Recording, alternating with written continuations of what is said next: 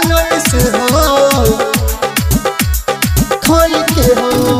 Mix by हंस वाहिनी recording studio Basuki.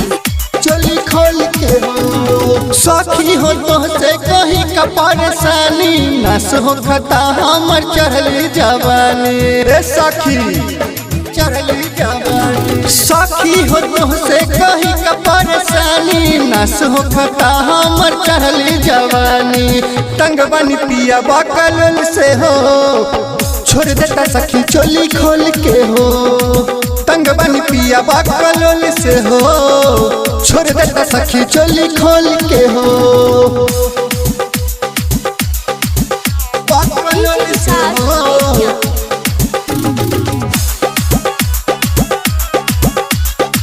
छोड़ देता सखी चोली खोल के हो। से जिया परोजे हरिल सखी कट न कबहू जानी हो न जन कब न सवतिया के पियवा चाट के आवेला पानी हो पानी हो। से जिया परोजे हरिल सखी कट न कबहू जानी हो न जन कब न सवतिया के पियवा चाट के आवेला पानी हो।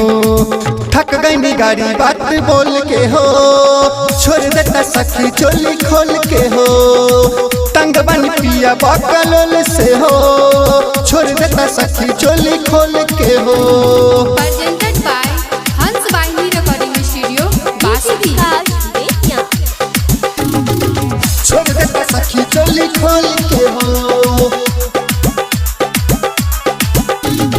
बुझे न सखी मोर मनवा के भावना यवा सुधीर से न चूरी हो।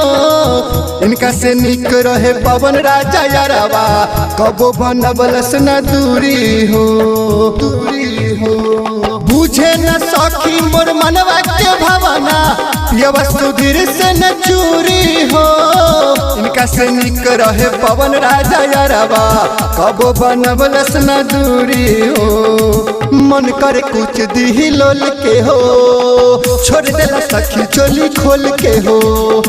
तंग बन पिया बाकलोल से हो छोड़ देता सखी चोली खोल के हो। मिक्स बाय हंस वाहिनी रिकॉर्डिंग स्टूडियो बासुकी।